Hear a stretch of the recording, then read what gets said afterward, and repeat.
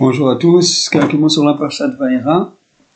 On voit le passage qui nous dit que les Bnei Israël, les enfants d'Israël, quand ils étaient esclaves en Égypte, ils n'ont pas écouté Moshe, mikotzer ruach ou mi'avoda kasha, du fait d'un souffle court et d'un travail difficile.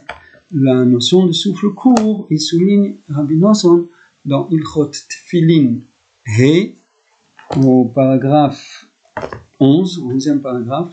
Il souligne que le souffle court s'oppose à une qualité humaine qu'on apprend d'Hachem lui-même, qui s'appelle en hébreu Erech Hapaim. Je ne sais pas vraiment comment on peut traduire Erech Hapaim, mais dans les faits, c'est une certaine patience, un certain recul sur les choses, la possibilité de relativiser, de donner du temps, d'accepter les choses.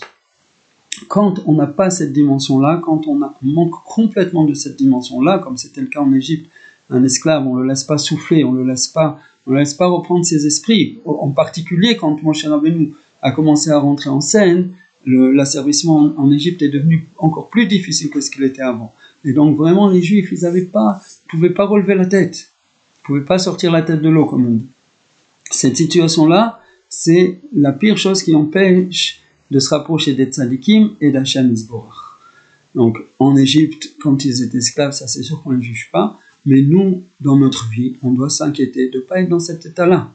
On ne doit pas vivre une vie, avoir un rythme qui m'empêche de lever les yeux, de réfléchir, de prendre une certaine perspective sur les événements de ma vie, etc. etc. Comme Rabbeinu, il a demandé un jour à un de ses chassides qui était devenu très riche et qui est un homme d'affaires, etc.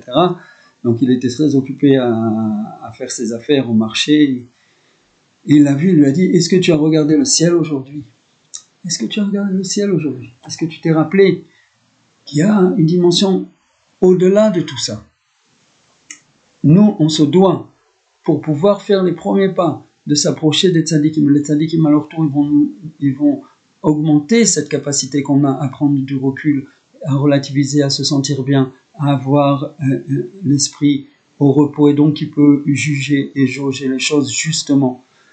Ils vont nous aider à avancer dans cette voie. Mais toujours il y a cette notion que pour que tu reçoives une aide d'en haut, que ce soit des tzadikim qui sont plus haut que toi, ou d'en haut, mamash, d'Hachem Yisborach, il faut que tu fasses un petit geste dans la direction dans laquelle tu veux qu'on t'aide.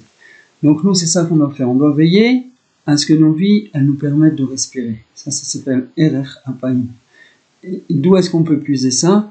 Tout simplement, la mitzvah de Tfilin, là-bas, dans cette halakha, Rabbi Nathan parle de la mitzvah de Tfilin, et la mitzvah de Tfilin, elle nous connecte à une source intellectuelle plus élevée, elle nous permet d'élever notre perception intellectuelle des choses. C'est pour ça que le Tfilin de la tête, il touche les deux points essentiels de la conscience.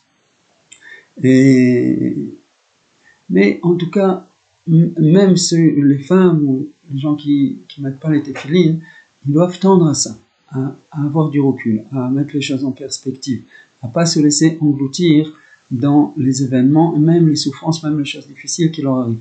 Et là-bas, Rabbi Nathan, il dit quelque chose de très intéressant. Il dit comme ça: faites le test. Au lieu d'être pris dans le quotidien et d'être inquiété par ça et soucieux à propos de ça, et qu'est-ce qui va se passer avec ça, etc., etc., préoccupé, concerné, de penser sans arrêt à toutes ces petites choses, et je ne peux pas respirer, je ne peux pas lever les yeux vers le ciel, ne regardez pas. Laissez les choses être telles qu'elles sont. Ne vous mêlez pas. Ah, mais si je ne me mêle pas, ça va empirer, ça va être pire, ça va... Non, ne te mêle pas. Laisse les choses être. Si tu laisses les choses être, il dit, Rabbi Nathan, toi tu continues à faire ton avodat Hashem, tu continues à servir Dieu, ça veut dire à vivre ta vie au mieux que tu peux, de la façon la plus vraie possible. Et même si la période est un peu difficile, il y a des tensions ici et là, ne les considère pas.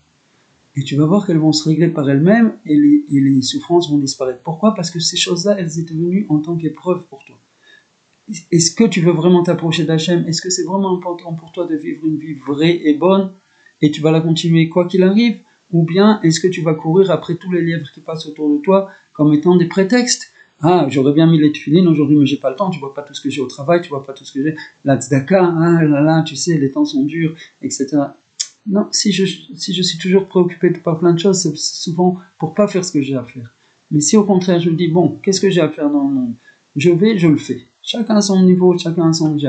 Mais je le fais et je ne me laisse pas déboussoler. Même s'il se passe des choses effrayantes, étonnantes, inattendues, désagréables, moi je fais ce que j'ai à faire. Rabbi Nathan te dit, tu verras, il faut être fort, il faut tenir le coup, mais tu verras que ces choses elles vont disparaître par elles-mêmes sans que tu aies besoin de te mêler. Elles étaient là juste pour te tester, tu as passé le test, elles n'ont plus aucune raison d'être là.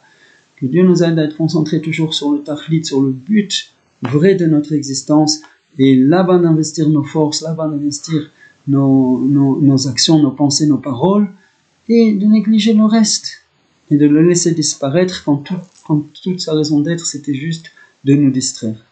Que Dieu nous permette de vivre une vie heureuse et bonne, et on se reparle bientôt, Bezrat Hashem.